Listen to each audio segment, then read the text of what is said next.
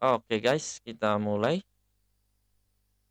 Sebelum saya menyampaikan apa sih yang menjadi prediksi saya di technical analysis ini, namun kita perlu pengetahuan lebih dalam ya, intelijensi, pengetahuan di luar gitu. Apa sih yang terjadi di Amerika?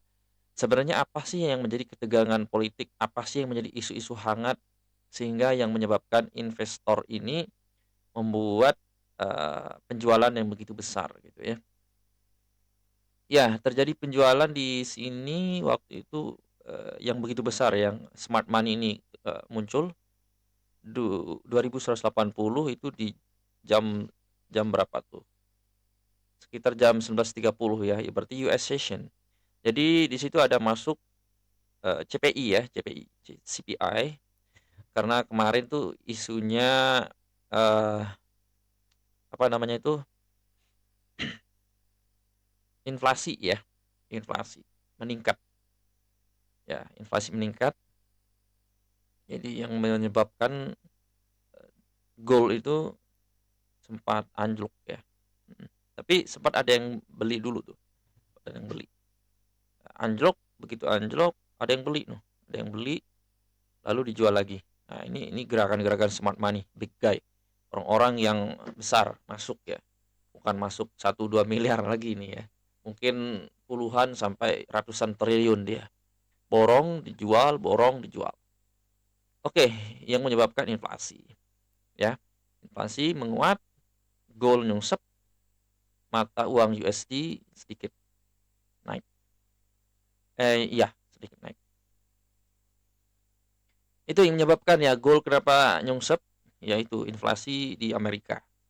Oke. Terus gimana dengan isu suku bunga? Suku bunga belum. Ada isunya The Fed itu akan menurunkan suku bunga nanti di Juni ya, katanya sih begitu. Apa yang menjadi efeknya? Ya kalau bunganya diturunin ya, suku bunganya diturunin, minat orang ke USD kan berkurang.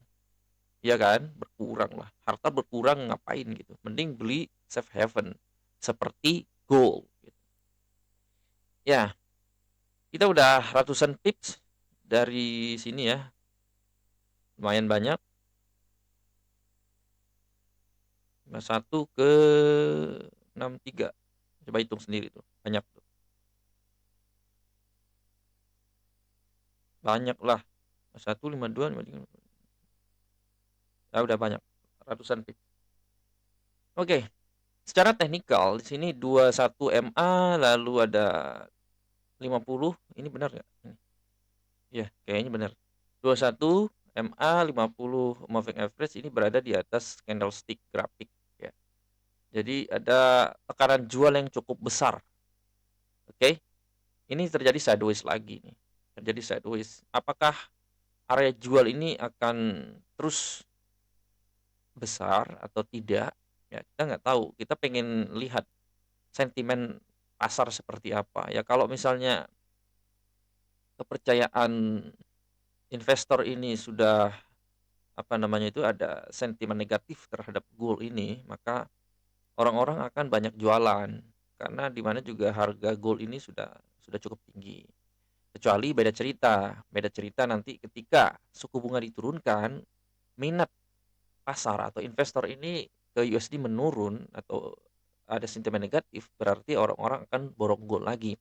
Lalu dipicu dengan perang, perang Ukraina, Rusia, perang Israel, Palestina, itu juga sangat berpengaruh ya, ketegangan geopolitik seperti itu. Oke. Lalu ada isu kemarin kan itu juga belum berdampak, isu tax. Itu pajak akan Biden akan menaikkan pajak untuk memenangkan hati rakyat gitu. Ya macam-macam lah akan apa menaikkan pajak untuk orang kaya gitu. Ya, kita lihat aja isunya seperti apa. Nanti ada candlestick seperti ini ya. Kalau bearish atau bullish ya bullish, kalau bearish bearish sekalian. Jadi dia dari batang candlestick-nya ini cukup besar. Ini ada gerakan yang cukup besar ya, pergerakan pasar yang cukup besar. Nah, tren jualnya besar sekarang. Seperti itu ya. Jadi sekarang, mau kemana? Ini pasarnya masih mengarah ke bawah, cuman lagi terjadi sideways. lihat aja dulu nanti, pola candlestick-nya atau kemudian, chart pattern-nya seperti apa, ini jangan dulu masuk karena ini masih sideways atau konsolidasi. Ketika nanti ada harga turun ke bawah, ada besar mungkin kemungkinan jam 7 malam, tidak menutup kemungkinan jam 7 malam. Bisa juga sore, bisa. Siang ini juga bisa, tergantung kalau ada volume besar masuk, misalnya ada yang jual dalam jumlah besar pasti akan langsung gitu, langsung anjlok gitu. Nah, kalian bisa manfaatkan momentum itu. Masuknya di mana ya itu tuh yang perlu diketahui. Masuknya di mana? Yang jelas, perkirakan saja itu harga, sudah area apa, tinggi ya, jual di harga tinggi. Kalau rendah ya jangan dijual. Nanti, candlestick itu mengarah ke atas, kira-kira sampai di area resisten kalian jual, gitu. Jual di area resisten. Ya, kira-kira di situ. Apakah selalu? Tidak. Walaupun udah sampai di area resisten trendline, kadang-kadang juga akan naik dulu gitu. Diambil stop hunter kalian, stop hunter. Stop loss kalian. Jadi orang menyebutnya SL hunter. Ya, kayak gitu. Jadi teknikal-teknikal yang kalian pakai itu sudah dipelajari oleh smart money. Orang-orang besar tiga itu udah kalian udah dipelajari. Makanya trading itu jangan kebanyakan lot. Ya, kecilin aja lotnya. Kecilin lotnya ya. SL-nya jangan terlalu kecil juga. Nah, risk reward-nya digedein. Misalnya SL 100, take profit-nya bisa 300 atau 500 pips gitu. Kalau nggak begitu ya kalian akan kalah di market. Kenapa? Karena ya itu kan digocek pasti. Stop loss 20 pips, take profit 50 pips itu digocek pasti. Pasti digocek. Karena ya kalian apalagi melihat time frame kecil seperti ini. Ya ini cuman mengulas aja biar kalian bisa lihat ya, lebih dekat ini bahwa ini pergerakan